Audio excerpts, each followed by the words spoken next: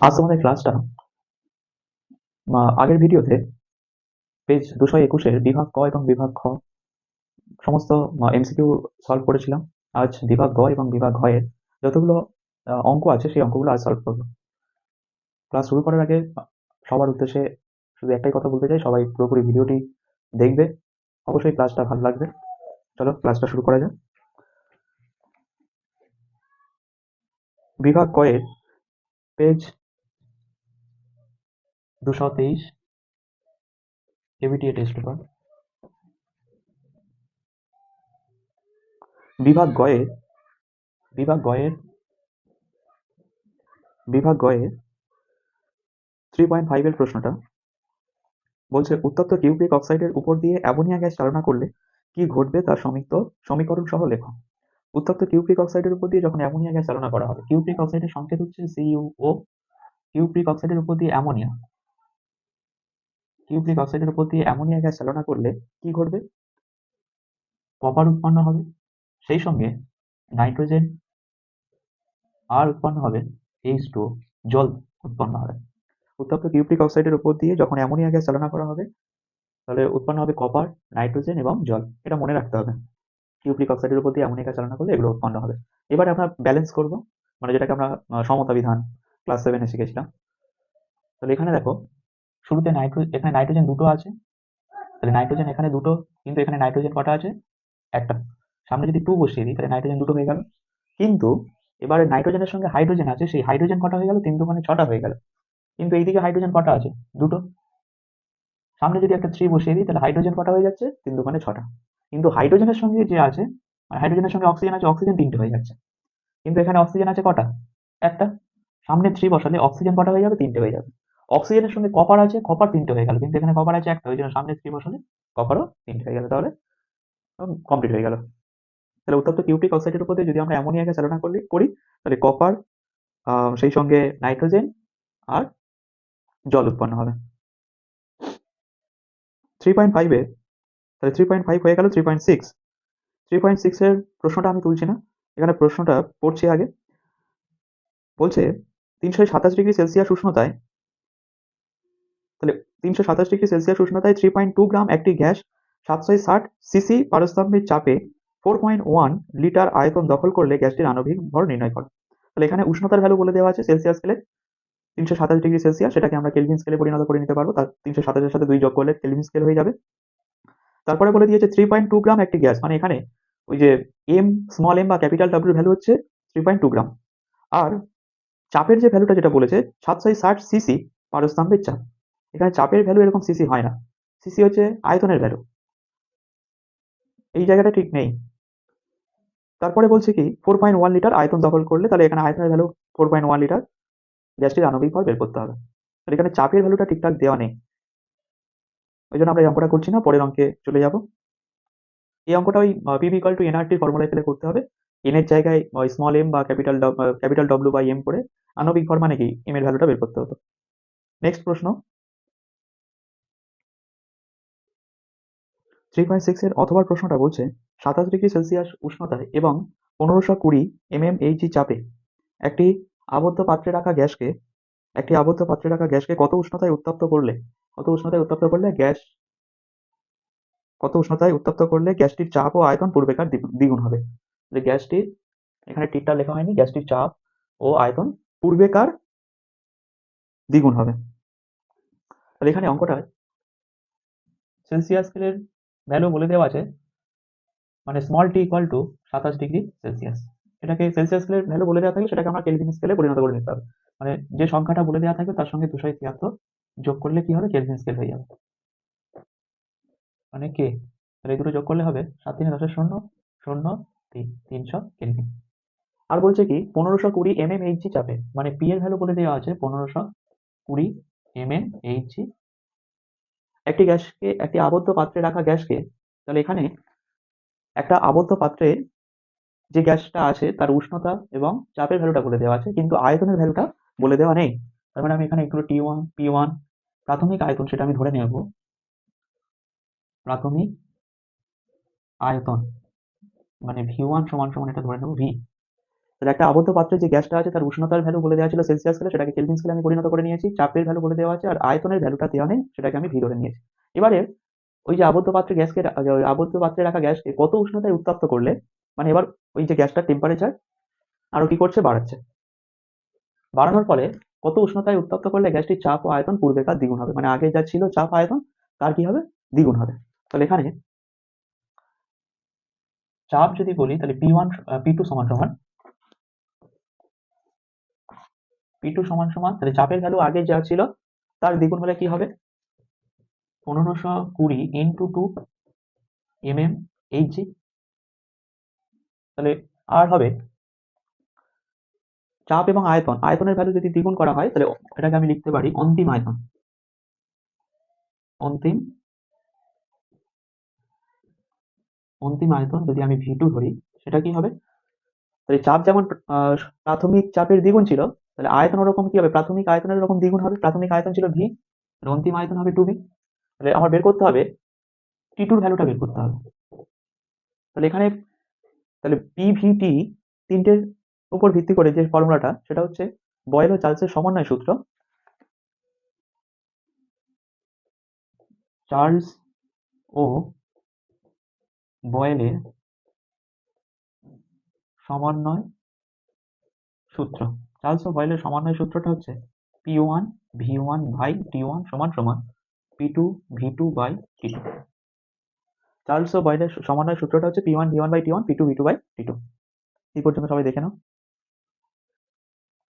শুরু থেকে আরেকবার একটু বলছি যে একটা আবদ্ধ পাত্রে যে গ্যাসটা আছে সেই গ্যাসের উষ্ণতা সেলসিয়াস স্কেলে বলে দেওয়া ছিল, সেটাকে আমি কেলভিন স্কেলে পরিণত করে নিয়েছি। চাপের ভ্যালু বলে দেওয়া ছিল, আর কিন্তু আয়তনের ভ্যালুটা বলে দেওয়া ছিল না, সেটাকে আমি কি ধরে নিয়েছি, ভি ধরে নিয়েছি। এবারে যখন টেম্পারেচার যখন আরো বাড়ানো হচ্ছে, তার ফলে চাপ এবং আয়তনটা কি হচ্ছে, আগেকার চাপ এবং আয়তনের মানে প্রাথমিক যে চাপ আয়তন ছিল তার দ্বিগুণ হয়ে যাচ্ছে, ওই জন্য এর সাথে দুই গুণ হচ্ছে।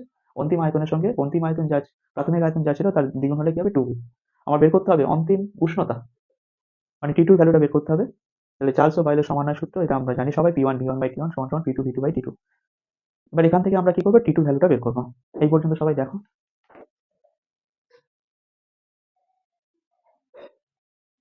উপরের দিকে প্রশ্নটা মুছে দিয়েছি। তাহলে এবারে কি করলাম, এবারে নিচের পরে এই উপরে P1 এর ভ্যালু কত ছিল, 1520। V1 এর ভ্যালু ছিল V1 সমান সমান শুধু ভি। T1 এর ভ্যালু 300 কেলভিন। শুধু আমি মানগুলো শুধু বসিয়েছি। P2 এর ভ্যালু এরকম 1520 ইন্টু 2, V2 এর ভ্যালু 2V, আর T2 এর ভ্যালুটা আমাকে বের করতে হবে। নিচের দিকে মুছে দিচ্ছি।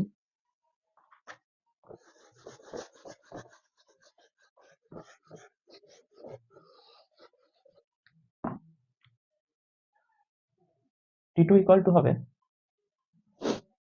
T2 ইকুয়াল টু একেবারে করবো না, একটু আর একটু করি। তাহলে কোনাকুনি গুণ হবে, এটার সাথে এটা যদি গুণ করা হয় তাহলে 1520 into V into T2 equal to 300 সাথে এটা যদি গুণ করা হয় 300 into 1520 into 2 into 2V, 1520 into 2 into 2V, কোনাকুনি গুণ করলাম।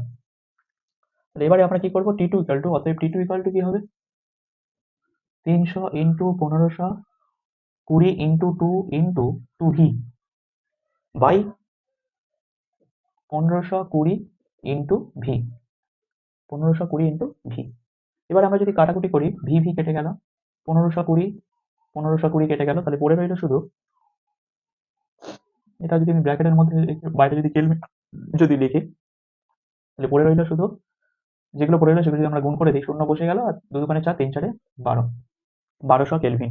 তাহলে এটা যদি আমি কেলভিন স্কেলে যদি বলি বা পরম স্কেল বা কেলভিন স্কেলে বলে 1200 কেলভিন। যদি সেলসিয়াস স্কেলে যদি বলা হয়, মানে স্মল T2 ইকুয়াল টু হবে 1200 থেকে, তখন কি করতে হবে, 1200 বিয়োগ 273, 1200 থেকে 273 মাইনাস করতে হবে। 1200 থেকে 273 মাইনাস করলে কত হবে, 7 3 10 শূন্য, 5 থাকে 1, 7 একে 8, 8 2 10 শূন্য, 5 থাকে 1, 2 একে 3, 9, 927 ডিগ্রি সেলসিয়াস। 7 3 10 শূন্য, 5 থাকে 7 একে 8, 8 2 10 শূন্য, 9 10 2 12। তাহলে আমি কেলভিন স্কেলে বলতে পারি বা সেলসিয়াস স্কেলে বলতে পারি।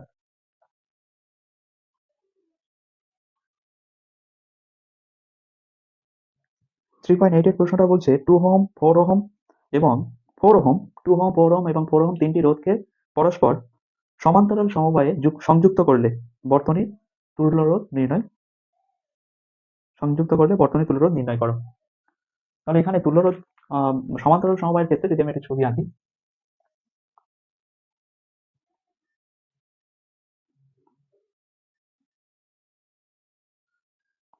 সমান্তরাল সমবায় মানে কি এইরকম থাকবে, মনে করো এটা R1 R2 R3, তাহলে এই তিনটে রো সমান্তরাল সমবায় থাকে, তখন কি হবে, এ এবং বি প্রান্তে তুল্যরোধ বের করতে হয়। তাহলে R1 লিখলাম 2 ohm, R2 equal to 4 ohm, R3 equal to 4 ohm. তাহলে তিনটে রোধকে সমান্তরাল সমবায় যুক্ত করলে বর্তনী তুল্য রোধ। তাহলে সমান্তরাল সমবায় তুল্য রোধের ফর্মুলা হচ্ছে 1/RP equal to 1/R1 plus 1/R2 plus 1/R3। এখানে P মানে হচ্ছে প্যারালাল, মানে সমান্তরাল। তাহলে 1/RP ইকুয়াল টু কি হবে, 1/2 প্লাস 1/4 প্লাস 1/4। তাহলে 2 4 আর 4 যদি লসাগু যদি করা হয়, তাহলে 2 একে 2, 2 দুগুণে 4, 2 দুগুণে 4। আবার যদি 2 যদি যায়, তাহলে 2 একে 2, 2 একে 2, 2 একে 2, 2 একে 2, 2 দুগুণে 4, 2 দুগুণে 4, আবার 2 গেলে তোমার লসাগু হচ্ছে 2 ইন্টু 2 মানে 4। তাহলে 1/RP সমান সমান নিচে লসাগু 4, তাহলে এখানে কি হবে 2, এর জন্য উপরে 2 হচ্ছে, উপরে এর জন্য 1 প্লাস 1, তার মানে 1 বাই, এটা হবে RP, 1/RP সমান সমান উপরে সবগুলো যোগ করলে 4 হবে, নিচে 4, তাহলে 4 4 কাটলে 1। তাহলে অতএব RP সমান সমান হবে শুধু 1 ওহম। তাহলে RP টা হচ্ছে সমান্তরাল সমবায়, P মানে হচ্ছে প্যারালাল, যার জন্য আমরা বাংলায় লিখি সমান্তরাল। তাহলে RP হলো সমান্তরাল সমবায় তুল্যরোধ, পেলাম 1 ওহম। দেখে নাও সবাই। এবার আমরা বিভাগ ঘ শুরু করবো। বিভাগ ঘ এর 4.4 এর প্রশ্নটা বোর্ডে তুলে নিয়েছি। তাহলে প্রশ্নটা বলছে যে 100 ওহম রোধ বিশিষ্ট পরিবাহীর মধ্য দিয়ে 1 ঘন্টা ধরে 12 অ্যাম্পিয়ার তড়িৎ প্রবাহিত হলে পরিবাহীতে উৎপন্ন তাপের পরিমাণ গণনা করো।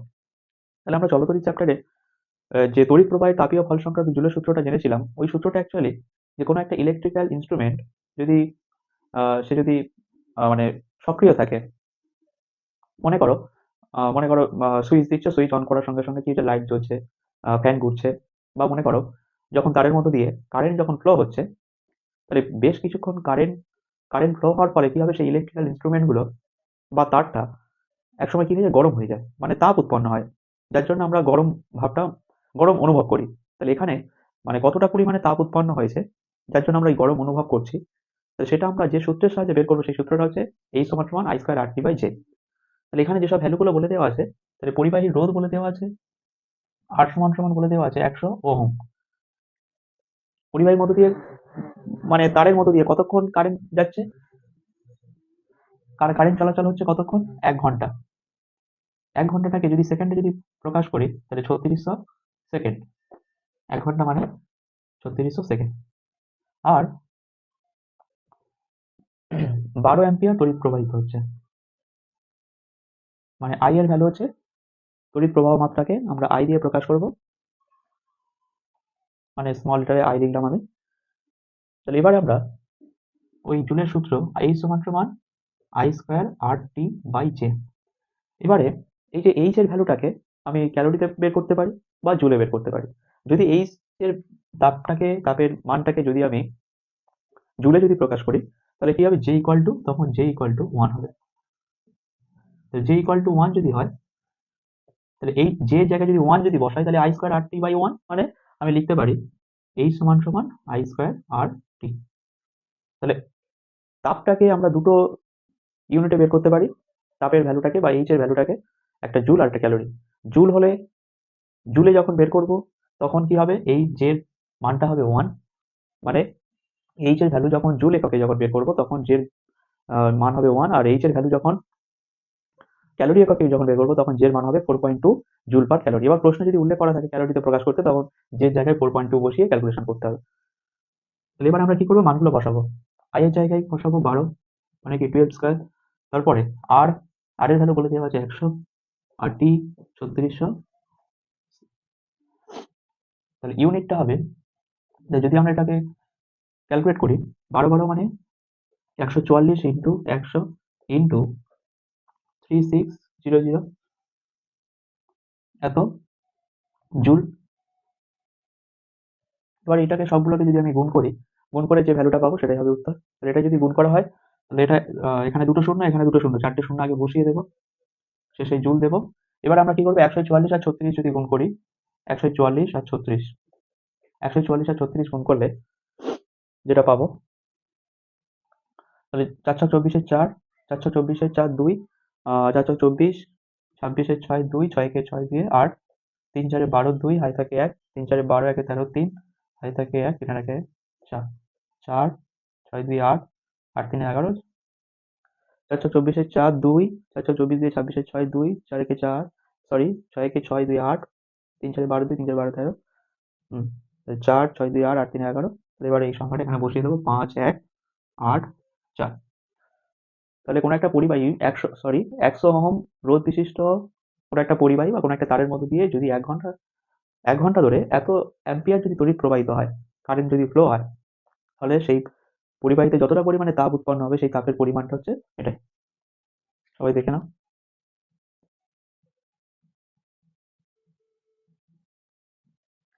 নেক্সট প্রশ্ন 4.7।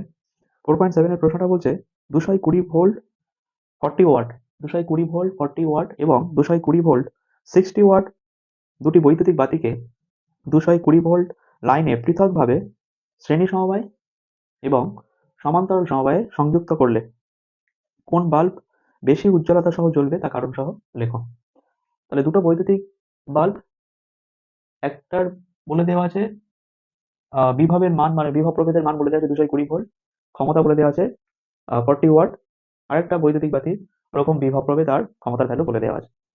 এবারে দুটো বৈদ্যুতিক বাতিকে যে তোমার বৈদ্যুতিক লাইনের সঙ্গে সংযুক্ত করছে তার বিভব প্রভেদ হচ্ছে 220 ভোল্ট।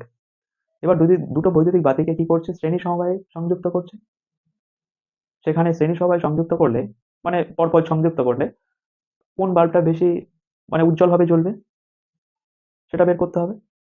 আর যখন সমান্তরাল সমবায়ে সংযুক্ত করছে তখন কোন বাল্বটা বেশি উজ্জ্বলভাবে জ্বলবে সেটাকে আমার বের করতে হবে। এখানে প্রথমে যেটা আমাদের বের করতে হবে সেটা হচ্ছে, এখানে ভি এর ভ্যালু বলে দেওয়া আছে, ভি সমান সমান বলে দেওয়া আছে 220 ভোল্ট, আর পি সমান সমান বলে দেওয়া আছে 40 ওয়াট। তাহলে আমরা একটা ফর্মুলা জানতাম যে পি সমান সমান V square by R, P সমান সমান ভি স্কোয়ার বাই আর। এখানে যদি ভি ওয়ান যদি দিই, এখানে পি ওয়ান হবে, এটা পি ওয়ান, ভি ওয়ান, এটা হবে আর ওয়ান। তাহলে আর ওয়ান সমান সমান আমি বের করতে পারবো, আর ওয়ান সমান সমান হবে V one square by P one. V one, তাহলে ভি ওয়ান এর ভ্যালু, ভি ওয়ান এর ভ্যালু হচ্ছে 220 ভোল্ট, 200 ভোল্ট হয়ে গিয়েছে, 220 ভোল্ট। তাহলে 220 তার হোল স্কোয়ার, পি ওয়ান এর ভ্যালু হচ্ছে 40। তাহলে অতএব আর ওয়ান সমান সমান এত। এটা এই পর্যন্ত রেখে দিলাম। ঠিক একই রকম ভাবে যদি আমি আর টু যদি বের করি, ভি টু ইকুয়াল টু সেই 220 volt, P two equal to 60 watt. তাহলে পি সমান সমান ভি স্কোয়ার বাই আর, আর এইটার মতো। তাহলে V two square by R two, P সমান সমান ভি স্কোয়ার বাই আর হলে এটাই পাবো। তাহলে R two equal to V two square by P two, V two equal to 220 তার হোল স্কোয়ার বাই পি টুর ভ্যালু 60। তাহলে আর টু সমান সমান এটা। তাহলে দুটো বৈদ্যুতিক বাতির ভি এর মান বলে দেওয়া ছিল আর পি এর মান বলে দেওয়া ছিল, এটা ভি ওয়ান পি ওয়ান। এখানেও এরকম ভাবে ভি টু পি টু, সেখান থেকে আমরা একটা ফর্মুলা জানতাম যে পি সমান সমান ভি স্কোয়ার বাই আর। তো সেইটা, সেখান থেকে আমি কি পেলাম, আর এর ভ্যালুটা এই পর্যন্ত করে দুটো ক্ষেত্রেই আর ওয়ান আর টু এরকম ভাবে রেখে দিলাম। এবারে এই দুটো থেকে যদি বলতো এরকম দুটো দিয়ে, দুটো বৈদ্যুতিক বাতির এইরকম ভ্যালু দিয়ে, ভি পি এর ভ্যালু দিয়ে যদি বলতো দুটো বৈদ্যুতিক বাতির আর কত, তো তখন আমরা এরকম ভাবে আর বের করতে হতো। এরপরেও আবার করা যায়, আমি এই পর্যন্ত করলাম। তাহলে এখানে আর ওয়ান এবং আর টুর মধ্যে কোনটা বড় হবে? এখানে একটা জিনিস দেখো, এখানে ভি এর ভ্যালু যা, ভি ওয়ান এর ভ্যালু যা, এখানে ভি টুর ভ্যালুও তাই, মানে উপরেরটা সেম আছে, কনস্ট্যান্ট ধরে দিতে পারি। নিচেরটার ক্ষেত্রে এখানে 40, এখানে 60। তাহলে যখন ভগ্নাংশে যখন আমরা অঙ্ক করেছিলাম, উপরেরটা একই থাকলে নিচে যত আস্তে আস্তে বাড়বে, তাহলে 40 থেকে 60 ভ্যালুটা কি, 40 থেকে 60 বড়। ওই জন্য এই আর ওয়ান এর যে ভ্যালু, আর ওয়ান এর মানটা কি হবে, বড় হবে, আর টুর মানটা কম হবে। এটা থেকে আমি বলতে পারি আর ওয়ান গ্রেটার দ্যান আর টু। ভগ্নাংশে যখন উপরের সংখ্যাটা একই থাকবে, এটা তো একটা ভগ্নাংশের আকারে আছে, এই যে 220 হোল স্কোয়ার বাই 40, এটাও 220 হোল স্কোয়ার বাই 60। উপরেরটা কি আছে, একই আছে, মানে কনস্ট্যান্ট আছে। নিচে হর যার যত বড় হবে সেই ভগ্নাংশের মান তত কি হবে, কম হবে। মানে R2 ক্ষেত্রে 60টা এখানে 40 থেকে বড়, ওই জন্য এই R2 এর মানটা, মানে এই ভগ্নাংশের মানটা এর থেকে আরো ছোট হবে। অতএব আমি বলতে পারি যে R1 গ্রেটার দেন R2। এই পর্যন্ত সবাই তুলে নাও।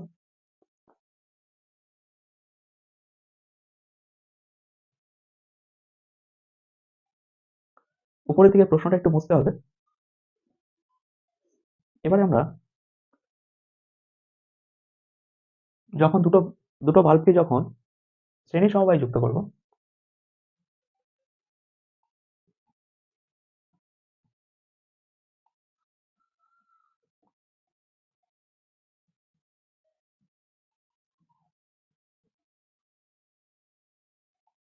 শ্রেণী সমবায় যখন দুটো বাল্বকে সংযুক্ত করব, তখন কোন বাল্বটা বেশি উজ্জ্বলভাবে জ্বলবে, মানে কার উজ্জ্বলতাটা বেশি হবে, সেটা এবার আমরা বের করব।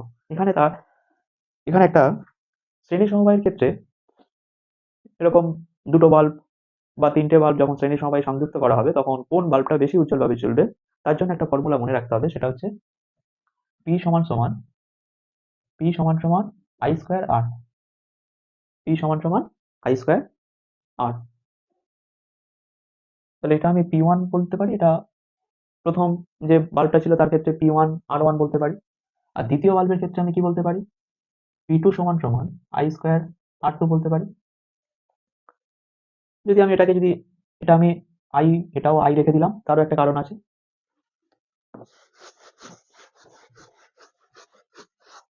শ্রেণী সমবায়ের ক্ষেত্রে যে দুটো বাল্ব বা তিনটে বাল্ব যখন কোনো বর্তনীতে সংযুক্ত করা হবে, তখন কি হবে, প্রত্যেকটার মধ্যে দিয়ে কি হয়, কারেন্টটা একই পরিমাণে প্রবাহিত হয়।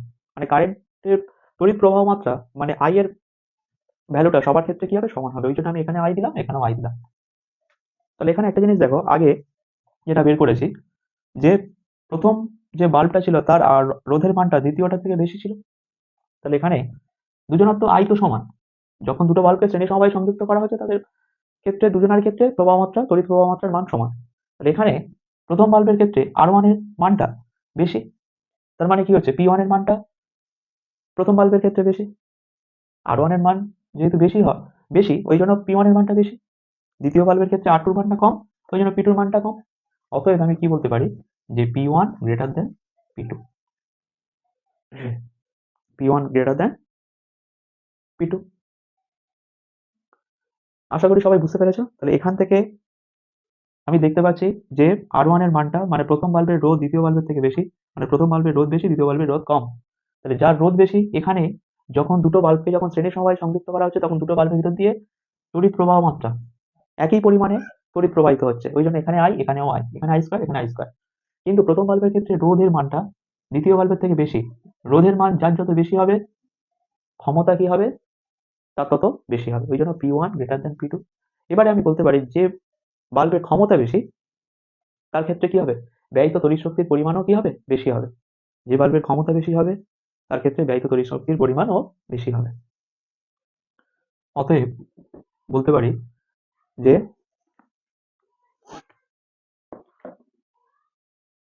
220 volt 220 volt 40 watt 220 volt 40 watt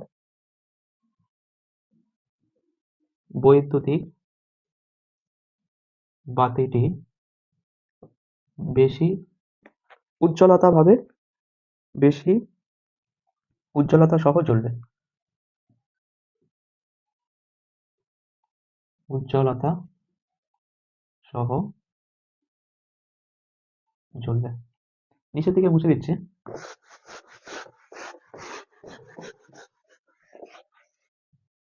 এবার দুটো বৈদ্যুতিক বাতিকে যদি সমান্তরাল সমবায়ে সংযুক্ত করা হয়,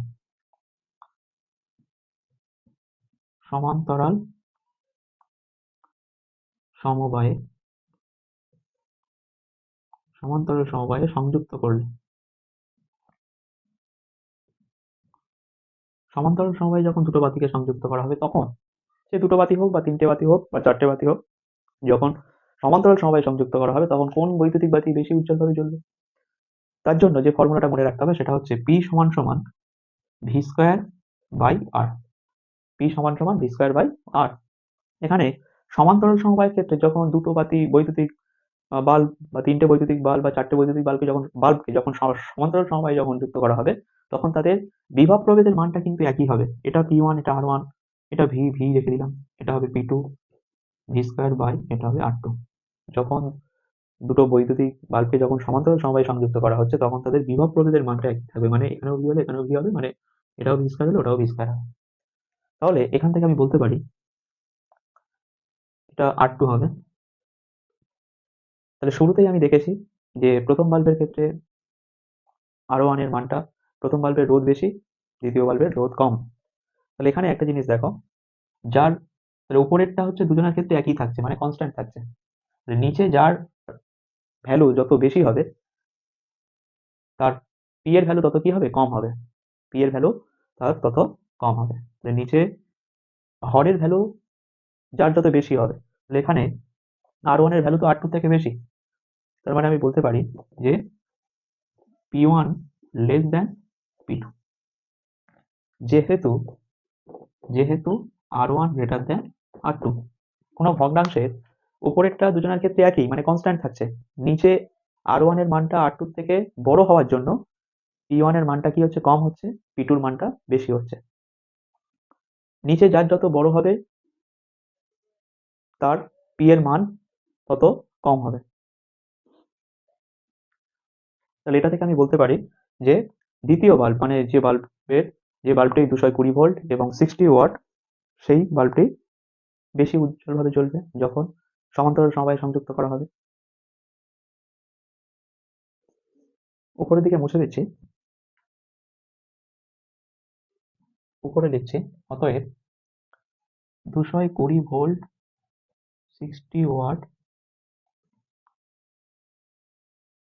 বৈদ্যুতিক বাতিটি বেশি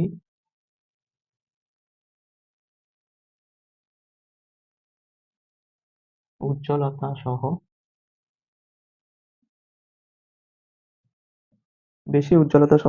জ্বলবে। এই জায়গাটা আশা করি সবার ক্লিয়ার। যখন, আরেকবার বলছি, যখন দুটো বাল্ব সমান্তরাল সমবায়ে সংযুক্ত থাকছে, তখন তাদের ক্ষেত্রে ভি এর মানটা, মানে বিভব প্রভেদের মানটা একই থাকবে। এখানেও যা হবে এখানেও তাই হবে। মানে এখানে যদি আমি ভি এর মানটা যদি বসাতাম, তাহলে কি হতো, ওই 220 হোল স্কোয়ার, এটাও 220 হোল স্কোয়ার। কিন্তু শুরুতেই আমরা দেখেছি যে R1 এর মানটা R2 থেকে বড়। এবারে এটা তো একটা ভগ্নাংশের আকারে আছে, তাহলে নিচে যার হর যত বড় হবে, সেই ভগ্নাংশের মান তত কি হবে, কম হবে। ওই জন্য P1 এর মানটা P2 থেকে কম। এবারে যার ক্ষমতা বেশি, তাহলে P2 ক্ষমতা বেশি, তার তড়িৎ শক্তি ব্যয় করা, সে কি হবে, বেশি পরিমাণে তড়িৎ শক্তি ব্যয় করবে, তড়িৎ খরচ করবে, মানে কি, সে বেশি উজ্জ্বলভাবে জ্বলবে। এই পর্যন্ত আশা করি সবাই বুঝতে পেরেছ। নেক্সট প্রশ্ন 4.8 এ বলছে আলোর প্রতিসরণ সংক্রান্ত স্নেলের সূত্রটি লেখো। আলোর প্রতিসরণ সংক্রান্ত স্নেলের সূত্রটা, মানে প্রতিসরণের যে দ্বিতীয় সূত্র, আহ, প্রতিসরণের দ্বিতীয় সূত্র মানে যে দুটো নির্দিষ্ট মাধ্যম, একটা নির্দিষ্ট বর্ণের আলোর রশ্মির ক্ষেত্রে আপতন কোণের সাইন আর প্রতিসরণ কোণের সাইনের অনুপাত কি হবে, ধ্রুবক হয়। মানে মিউ সমান সমান সাইন আই বাই সাইন আর। এটা হচ্ছে কি প্রতিসরণের দ্বিতীয় সূত্র। তাহলে ওটা আর লিখলাম না। তার পরের প্রশ্নটা যেটা আছে, পরের প্রশ্নটা কি বলছে,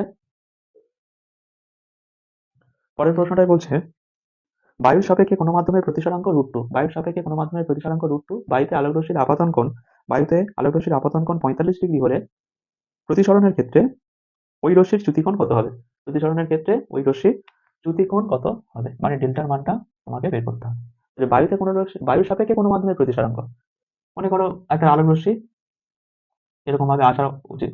এটা বায়ু থেকে আলোক রশ্মিটা কোথায় প্রবেশ করছে, জলের মধ্যে প্রবেশ করতে পারে, কাঁচের মধ্যে প্রবেশ করতে পারে। তাহলে আমি ধরছি এটা এয়ার, আর এটা মনে করো ওয়াটার। তাহলে বায়ু থেকে আলোক রশ্মিটা কোথায় প্রবেশ করছে, জলের মধ্যে প্রবেশ করছে। তাহলে এখানে লঘু মাধ্যম কোনটা, এয়ার, আর ঘন মাধ্যম হচ্ছে জল। জলে যার ঘনত্ব বেশি সে ঘন, আর যার ঘনত্ব কম সে লঘু। এবারে লঘু মাধ্যম থেকে ঘন মাধ্যমে আলোক রশ্মি প্রবেশ করলে কি হবে, প্রতিসৃত রশ্মিটা অবিলম্বে গা ঘেঁষে যাবে অবিলম্বে। তাহলে এখানে আই কোণ, আপতন কোণ এটা, এটা হচ্ছে আর, আর ডেল্টা হচ্ছে এটা, মানে যতটা কম কোণ করে যাচ্ছে, এটাই হবে কি। তাহলে আমার বের করতে হবে ডেল্টার মানটা বের করতে। তাহলে এখানে মিউ এর মান বলে দেওয়া আছে, তাহলে বায়ুর সাপেক্ষে কোনো মাধ্যমের প্রতিসরাঙ্ক, সেটা আমি ওয়াটার ধরে নিলাম বা কাঁচ ধরে নিতে পারতাম। তাহলে এখানে আমি লিখবো এ মিউ জি, এটা বলে দেওয়া আছে √2। আপাতন কোণ মানে আই সমান সমান বলে দেওয়া আছে 45°। তাহলে আমার প্রথমে কি বের করতে হবে, আর এর মানটা আমার বের করতে হবে। তাহলে স্নেলের সূত্রানুসারে আমি লিখতে পারি যে স্নেলের সূত্রানুসারে সূত্রানুসারে আমি লিখতে পারি এ মিউ ডাব্লিউ, সরি এখানে জি লেখা হয়ে গিয়েছে, এখানে ওয়াটার লিখেছি, তার মানে এখানে ডাব্লিউ হবে। তাহলে এ মিউ ডাব্লিউ সমান সমান সাইন আই বাই সাইন আর। তাহলে এ মিউ ডাব্লিউর ভ্যালু হচ্ছে √2 সমান সমান সাইন আই মানে সাইন 45° বাই সাইন আর। তাহলে সাইন আরটাকে √2 জায়গায় নিয়ে আসবো, সাইন আর সমান সমান, এবার √2টাকে কি করবো, সাইন আর এর জায়গায় নিয়ে চলে যাবো। আর সাইন 45°র মান হচ্ছে 1/√2। এই √2টা নিচে নেমে এলে তাহলে √2 ইন্টু √2 সমান সমান কি হচ্ছে 1/2। উপরের দিকে মুছে দিচ্ছি।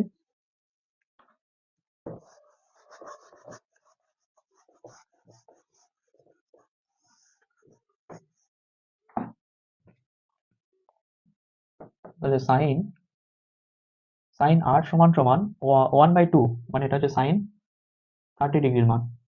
দুদিকে সাইনটা তুলে দিলে হবে আর সমান সমান 30°। তার মানে প্রতিসরণ কোণের মান, এই কোণটার মান হবে 30°।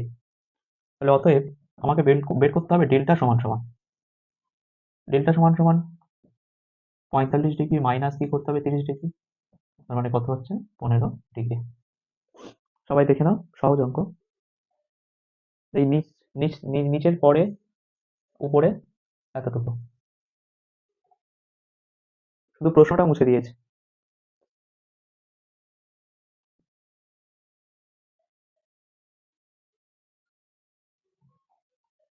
নেক্সট প্রশ্ন 4.10। 4.10 কি বলছে, 107 গ্রাম অ্যামোনিয়াম ক্লোরাইড থেকে অ্যামোনিয়া উৎপাদনের জন্য কত গ্রাম পোড়াচুন প্রয়োজন হবে তা নির্ণয় করো। তাহলে 107 গ্রাম অ্যামোনিয়াম ক্লোরাইডের সংকেত NH4Cl, অ্যামোনিয়াম ক্লোরাইড থেকে অ্যামোনিয়া উৎপাদনের জন্য কত গ্রাম পোড়াচুনের সংকেত CaO পোড়াচুনের প্রয়োজন হবে তা নির্ণয় করতে হবে। তাহলে প্রথমে আমি বিক্রিয়াটা লিখছি, NH4Cl অ্যামোনিয়াম ক্লোরাইড থেকে অ্যামোনিয়া উৎপাদনের জন্য পোড়াচুন লাগছে। তাহলে অ্যামোনিয়া তৈরি হচ্ছে, সেই সঙ্গে আর কি তৈরি হবে, অ্যামোনিয়াম ক্লোরাইড থেকে অ্যামোনিয়া পাওয়ার জন্য পোড়াচুন ব্যবহার করা হচ্ছে। অ্যামোনিয়া ছাড়া আর তৈরি হবে calcium chloride CaCl2, calcium chloride তৈরি হবে, আর তৈরি হবে জল H2O। অ্যামোনিয়াম ক্লোরাইডের সঙ্গে পোড়াচুন বিক্রিয়া করলে অ্যামোনিয়া ক্যালসিয়াম ক্লোরাইড আর জল তৈরি হবে। এবারে আমরা ব্যালেন্স করব। ক্যালসিয়াম ক্লোরাইড মানে এখানে ক্লোরিন কটা আছে, দুটো, সামনে যদি 2 যদি বসানো হয়, সামনে 2 বসালে ক্লোরিন দুটো হয়ে যাবে, কিন্তু নাইট্রোজেন হয়ে যাচ্ছে দুটো, হাইড্রোজেন হয়ে যাচ্ছে 6টা, সরি 6টা নয়, 4 দুগুণে 8, আর নাইট্রোজেন হয়ে যাবে দুটো। তাহলে এখানে সামনে যদি 2 বসাই তাহলে নাইট্রোজেন দুটো হয়ে যাচ্ছে, হাইড্রোজেন 6টা হচ্ছে, হাইড্রোজেন 6টা, আর এখানে হাইড্রোজেন দুটো, মানে 8টা। এই বিক্রিয়াটা কমপ্লিট হলো। তারপরে ক্যালসিয়াম একটা আছে, অক্সিজেন একটা আছে। তাহলে এবার আমরা দেখবো এই যে অ্যামোনিয়াম ক্লোরাইড এর ভরটা বের করবো। 2, নাইট্রোজেন মানে হচ্ছে 14, হাইড্রোজেন 1 ইন্টু 4, শুধু একটা হাইড্রোজেনের পারমাণবিক ভর হচ্ছে 1, হাইড্রোজেন এখানে 4টে আছে, ওই জন্য 1 ইন্টু 4, ক্লোরিন 35.5 এত গ্রাম। এটাকে যদি আমরা যোগ গুণ করি তাহলে 2, এটা হবে 14 প্লাস 4 প্লাস 35.5 গ্রাম। তাহলে 2 ইন্টু 0.5 বসে গেল, 4 4 8, 8 5 13, 3, হাই থাকে 1, 3 আর 1 4 আর 1 5, 0.5 বসে গেলে 4 4 8, 8 8 5 13, 3, হাই থাকে 1, 3 আর 1 4 আর 1 5 এত গ্রাম। তাহলে এটা হলে কত হবে 0.0, আর এটা হবে 5 দোকানে 10, মানে এই 0.0 কেটে যাবে, তাহলে 107 গ্রাম। তাহলে এখানে আমার প্রশ্নটা হচ্ছে ওই 107 গ্রাম অ্যামোনিয়াম ক্লোরাইড থেকে অ্যামোনিয়া উৎপাদনের জন্য কত গ্রাম পোড়াচুন প্রয়োজন। তাহলে অ্যামোনিয়া উৎপাদনের জন্য পোড়াচুন ক্যালসিয়াম মানে হচ্ছে Ca40+16 এত গ্রাম, তাহলে উত্তর হবে 56 গ্রাম। Calcium 40, oxygen 16। তাহলে এখান থেকে আমি সরাসরি উত্তরটা পেয়ে যাচ্ছি যে 107 গ্রাম অ্যামোনিয়াম ক্লোরাইড থেকে অ্যামোনিয়া তৈরি করার জন্য কত গ্রাম পোড়াচুন প্রয়োজন। তাহলে পোড়াচুন প্রয়োজন 56 গ্রাম। অতএব CaO প্রয়োজন 56 গ্রাম। সবাই দেখে নাও।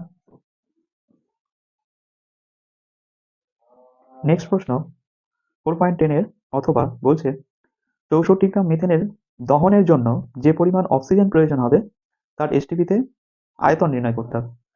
মানে যে পরিমাণ অক্সিজেন প্রয়োজন তার আয়তনটা, এসটিপিতে আয়তনটা কত সেটা আমার বের করতে হবে। তাহলে মিথেনের সঙ্গে মিথেনকে অক্সিজেনে যদি পোড়ানো হয় তাহলে কি উৎপন্ন হবে। মিথেনকে যদি আমরা অক্সিজেনে বায়ুর মধ্যে 64 গ্রাম মিথেনের সম্পূর্ণ দহনের অক্সিজেনে যদি পোড়াই তাহলে কি উৎপন্ন হবে। একটা হবে কার্বন ডাই অক্সাইড আর তৈরি হবে H2O মানে জল। তাহলে মিথেনকে যদি আমরা অক্সিজেনে দহন করি তাহলে কার্বন ডাই অক্সাইড এবং জল তৈরি হবে। এবার আমরা ব্যালেন্স করব। তাহলে এখানে দেখো কার্বন ডাই অক্সাইড একটা আছে, অক্সিজেন দুটো আছে, অক্সিজেন এখানে, হাইড্রোজেন আছে 4টে। যদি এখানে যদি 2 যদি বসাই তাহলে হাইড্রোজেন দুটোখানে 4 হয়ে যাচ্ছে, কিন্তু অক্সিজেন হয়ে যাচ্ছে 2টো। তাহলে এখানে অক্সিজেন দুটো, এখানে অক্সিজেন দুটো, মানে 4টে। যদি এখানে 2 বসাই তাহলে 2 দোকানে 4, তাহলে মিলে গেল। এদিকে কার্বন একটা আছে, এদিকেও কার্বন একটা আছে, হাইড্রোজেন 4টে, এদিকে 2 দোকানে 4 মানে হাইড্রোজেন 4টে হয়ে যাচ্ছে। এখানে অক্সিজেন 2 দোকানে 4, এখানে দুটো, আর এই অক্সিজেন সামনে 2 থাকার জন্য এদিকেও দুটো মানে 4টে। তাহলে আমার বের করতে হবে মিথেনের আণবিক ভরটা বের করতে হবে এখান থেকে। তাহলে মিথেন সি মানে হচ্ছে 12, হাইড্রোজেন 1 × 4, তার মানে হচ্ছে তাহলে 12 + 4 মানে 16 গ্রাম। কার্বন 12 আর হাইড্রোজেন 1 × 4 তাহলে 16 গ্রাম। যে পরিমাণ অক্সিজেন প্রয়োজন, তাহলে এবার অক্সিজেনের আয়তনটা বের করতে হবে। এখানে অক্সিজেনের আগে O2 এর আগে 2 আছে, মানে এটা হচ্ছে অক্সিজেনটা 2 মোল। তাহলে 1 মোল হলে, মানে 1 মোল অক্সিজেন অণুর মধ্যে সরি 1 মোল অক্সিজেন অণুর আয়তন হবে 22.4 লিটার। তাহলে 2 মোলের ক্ষেত্রে কি হবে, মানে আয়তনটা হবে মানে V সমান 22.4 × 2 এত লিটার। 1 মোলের জন্য আয়তন হবে 22.4 লিটার, তাহলে 2 মোলের জন্য হবে তাহলে 4 দোকানে 8, 44.8 লিটার। তাহলে এই যে সমীকরণ, এটার উপর থেকে আমি দেখতে পাচ্ছি যে 16 গ্রাম মিথেনকে অক্সিজেনে দহন করতে গেলে যতটা পরিমাণে অক্সিজেনের প্রয়োজন সেটা হচ্ছে 44.8 লিটার। এবার আমরা ভাষায় লিখব 16 গ্রাম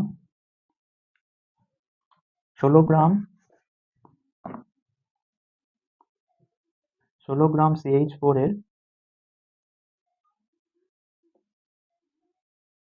16 গ্রাম CH4 এর 16 গ্রাম CH4 এর সম্পূর্ণ 16 গ্রাম CH4 এর সম্পূর্ণ দহনের জন্য O2 প্রয়োজন। 16 গ্রাম CH4 এর সম্পূর্ণ দহনের জন্য O2 প্রয়োজন 44.8 লিটার। তাহলে 1 গ্রাম CH4 এর সম্পূর্ণ দহনের জন্য O2 প্রয়োজন 44.8 বাই 16 লিটার। তাহলে আমার বের করতে হবে 64 গ্রাম মিথেনের দহনের জন্য যে পরিমাণ অক্সিজেন প্রয়োজন। 64 গ্রাম মিথেনের সম্পূর্ণ দহনের জন্য, তাহলে 44.8 × 64,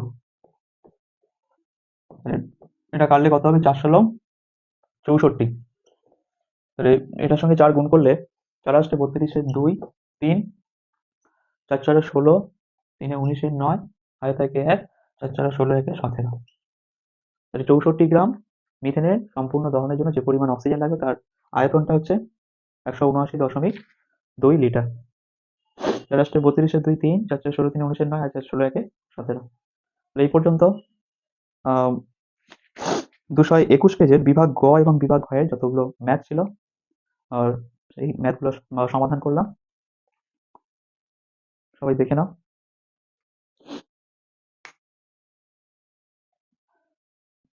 সবাই পুরোপুরি ভিডিওটি দেখবে। আশা করি ভিডিওটি অবশ্যই ভালো লাগবে। যে যেখানে বুঝতে পারবে না কমেন্টে জানাবে। আর ভিডিওটা ভালো লাগলে অবশ্যই সাবস্ক্রাইব করবে। যারা 2026-এ মাধ্যমিক দেবে তাদের কাছে ভিডিওটা প্রচুর পরিমাণে শেয়ার করো।